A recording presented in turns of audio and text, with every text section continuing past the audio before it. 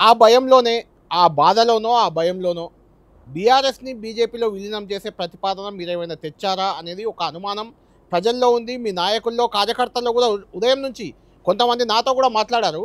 ఒకసారి ఈ చర్చ ఎందుకొచ్చిందో ఒక చిన్నది సీఎం రమేష్ బయటొకటి, సంజయ్ బయటొకటి మీకు వినిపిస్తాను. విన్నాక రియాక్ట్ కండి.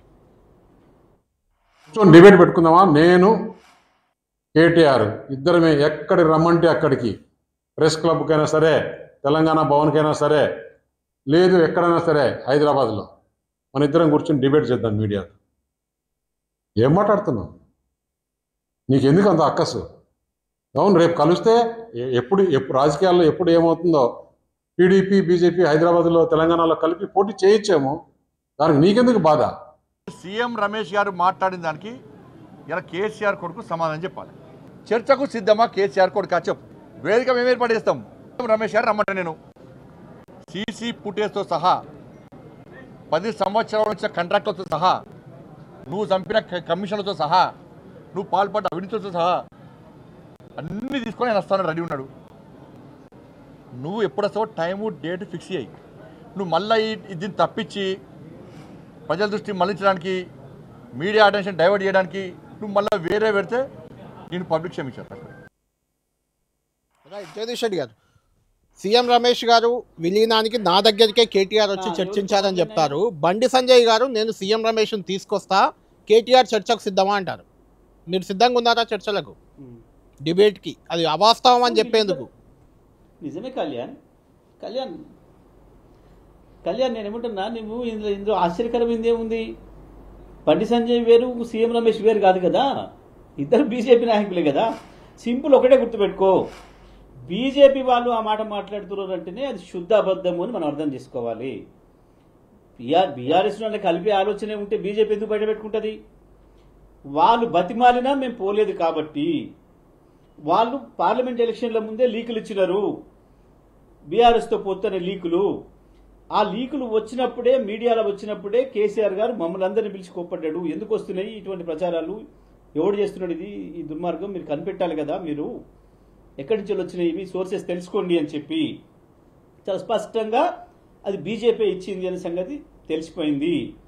మమ్మల్ని బలహీనం చేయడం కొరకు తెలంగాణలో రేవంత్ రెడ్డి, చంద్రబాబు నాయుడు ద్వారా బీజేపీ ఆడిన నాటకం అనే సంగతి చాలా స్పష్టంగా అర్థమైపోయింది.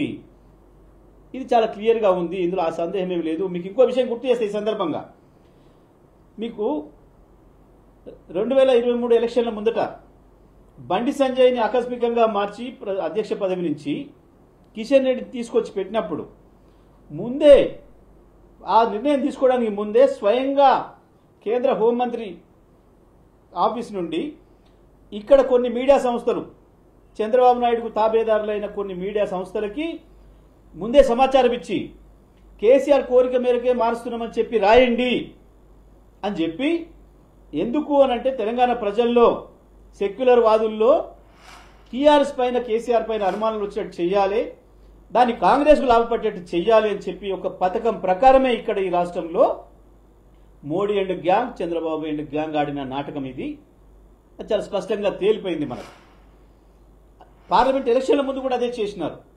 మీరు ఇంకోటి, దీనికి మీకు ఇంకొక ఉదాహరణ చెప్తా. ఎన్డీఎస్ఏ వాస్తవానికి ఈ రాష్ట్రంలో బీజేపీకి ఏం ప్రయోజనం లేనప్పుడు, కాళేశ్వరంలో ఏదో చిన్నది జరిగిందనగానే ఈ దేశంలో ఏ ప్రాజెక్టు, కొట్టుకుపోయిన ప్రాజెక్టు దగ్గరకు కూడా పోని ఎన్డీఎస్ఏ ఎవడు పిలిచిండని ఆగమేఘాల మీద హైదరాబాద్కు వచ్చింది. 2 రోజులలోనే రిపోర్ట్ తయారు చేసేసి కిషన్ రెడ్డి చేతికి ఇచ్చిపోయింది. కిషన్ రెడ్డి దాన్ని ఎట్లా ప్రకటించిండు? ఇందులో బీజేపీకి ఏం లాభం లేదని తెలుసు. ఇక్కడ బీజేపీ తనను తాను తగ్గించుకున్నదని తెలుసు. బండి సంజయ్ తీసేయడం ద్వారా తెలంగాణలో కేసీఆర్ వ్యతిరేక ఓట్లను చీలిపోనివ్వద్దు, ఒక్క సైడ్ కాంగ్రెస్కు పోనివ్వాలి, మొట్టమొదట కేసీఆర్ని కొట్టాలి, ఆ తర్వాత మనం ఏదైనా చేయొచ్చు, ఎట్లా వచ్చే కాంగ్రెస్లో మన ఏజెంట్నే పెట్టుకుంటున్నాం కాబట్టి కేసీఆర్ని కొట్టడం ముఖ్యమని చెప్పి బీజేపీ కేంద్ర ప్రభుత్వం చేసిన నాటకంలో భాగంగా ఆ రోజు ఎన్డీఎస్ఏ అదే జరిగింది. కాళేశ్వరం మీద బండి సంజయ్ని మార్చినప్పుడు అదే ప్రచారం జరిగింది. మళ్ళీ పార్లమెంట్ ఎలక్షన్ రాగానే మళ్ళీ ఎన్డీఎస్ఏ ఒక రిపోర్ట్ ఇచ్చినట్టుగా మళ్ళీ మనం చూసినాం. కరెక్ట్ పార్లమెంట్ ఎలక్షన్ల ముందట, మళ్ళీ అదే పార్లమెంట్ ఎలక్షన్ ముందట బీజేపీలో విలీనం జరుగుతుంది అని చెప్పి ప్రచారం చేసిర్రు వాళ్ళే. మళ్ళీ వాళ్ళ ఒక సందర్భం రాగానే మళ్ళీ లోకల్ బాడీ ఎలక్షన్లు వస్తున్నాయి, లేదు జూబ్లీ హిల్స్ ఎలక్షన్ వస్తుంది, జూబ్లీ హిల్స్ ఎలక్షన్ దృష్టిలో పెట్టుకొని ఇక్కడ ఉండే ప్రజలకి ఒక అనుమానాలు వచ్చే విధంగా ఒక పథకం ప్రకారం జరుగుతున్న దాడిది.